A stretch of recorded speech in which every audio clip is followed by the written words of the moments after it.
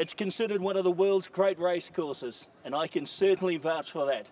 Kia ora, hello everyone, and welcome to Meydan Racetrack here in the United Arab Emirate of Dubai, where we count down to the world's richest race meeting, Dubai World Cup night on Saturday night Dubai time, of course early hours Sunday morning New Zealand time. $25.2 million US up for grabs as the international racing stage comes here to Meydan. And of course all the attention has been focused from a New Zealand perspective on our Cox Plate winner, the Gary Hennessy trained Ocean Park, as he competes in the $5 million US Dubai Duty Free.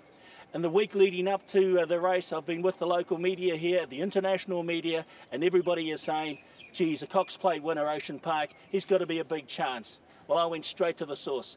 Well, Gary, I'm sure everybody back home in New Zealand basically wants to know, how has the horse done since arriving here at Meydan? Oh, look, George, I couldn't be more pleased with him. You know, he come off the float looking great, and you know, even though he's lost a fair bit of weight, he was straight into the feed and drinking, and just his demeanour just tells me he's feeling good. He's relaxed in his box. He's in a stable on his own, but that doesn't seem to faze him. He has sort of similar setup when he was in Australia and here, and yeah, no, he's out picking grass and very relaxed. The big talking point is the travelling that has been involved in getting the horse here. Are you happy with that, how he's handled it?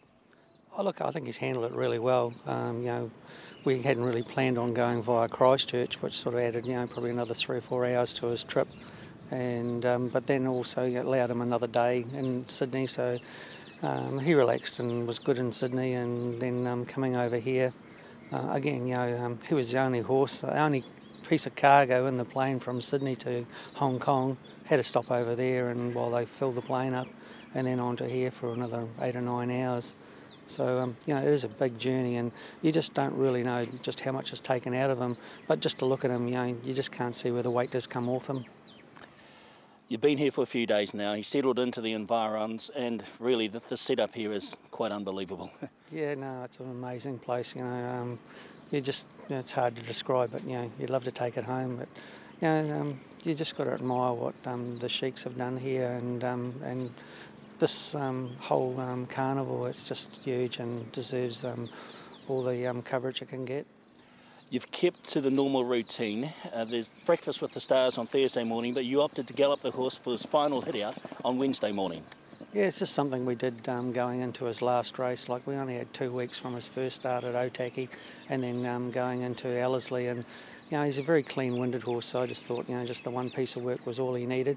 So yesterday morning he just worked up. You know, he's been just having a canter around, and yesterday morning we just asked him to get up on the bridle a little bit and half pace in his last half mile, and Katie said he just grabbed a bit straight away. So that just told me, you know, he's feeling okay and was ready for a hit out on Wednesday morning. All the world superstars are here, and especially in the trainers' ranks, quite apart from the horses themselves. How have you found rubbing shoulders with the Mike de Koks of this world, the Saeed bin Suroors of this world, and these superstar trainers? Yeah, I'm pretty lucky, George. I can't identify any of them. But no pressure? No, none at all. The track here, the grass surface, it's obviously going to suit him, and it's such a big, long straight here for Ocean Park and the rest of them in the Dubai Duty Free.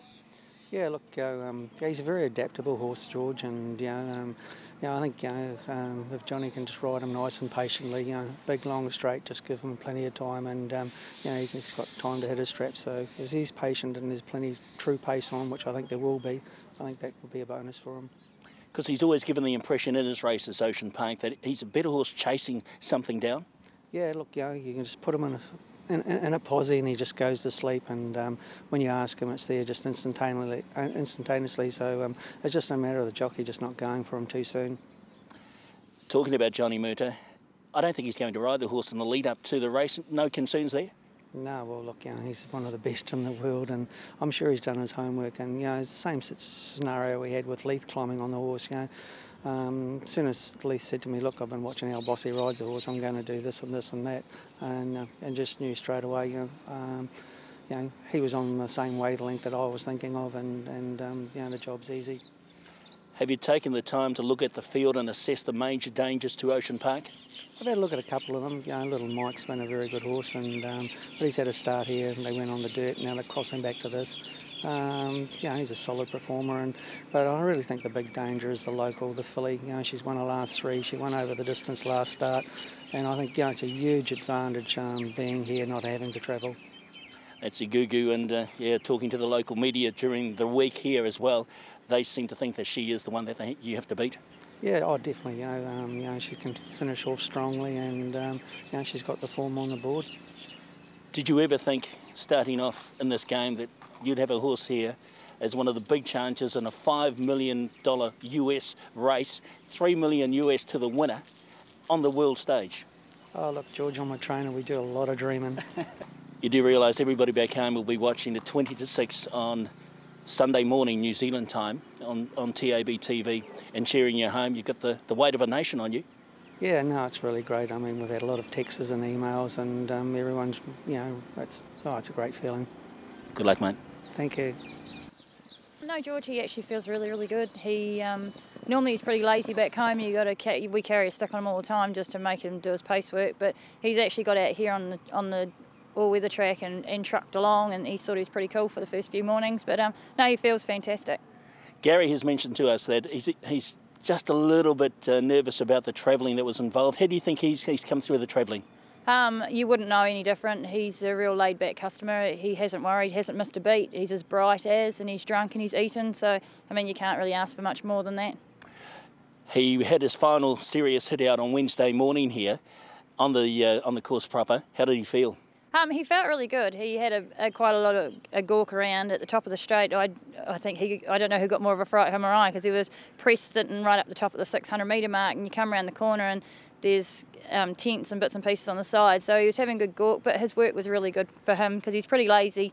He's a very lazy track worker, and he only does as much as he has to. So no, he felt fine. Gary did mention that he's not the flashiest track worker of all time, and it can be a little bit deceiving for the media and for everybody else watching. Well, to be fair, his first Group 1 win when he won the McPhee at Hawke's Bay, the gallop going into that, I was really disappointed, and I said to Mr. Hennessy, we come back, and I said, I can't get a line on him. It was terrible. His work was absolutely shocking. And then to come out and put paid to them like he did at Hawke's Bay, I mean, he does what he has to. At the end of the day, like Mum's always said, you always want it on race night, not on the track. So, you yourself, how have you enjoyed the experience travelling with Ocean Park in here? It's not a bad track, not a bad facility, is it? No, it's lovely. The people here are absolutely fantastic. You meet a lot of different people. I mean, it was quite cool walking home with Red Cadeau from the track the other morning and just seeing the blood, the horse flesh in real life. I mean, it's pretty exciting. Animal Planet, Animal Kingdom, he's a beautiful big horse. You see a lot of the English and the Irish horses. You only see them on TV back home, so to be able to see them in the horse flesh is fantastic. What would it mean for you to see Ocean Park come out and strut his stuff on the international stage on Sunday morning New Zealand time? Oh, I think it'll be fantastic. I mean, it'll be a huge night if he does. I don't think we'll be going to bed very, very early, but I hope he does, and I hope he puts pay to them. He's here to do a job, and all we can do is the best that we can do.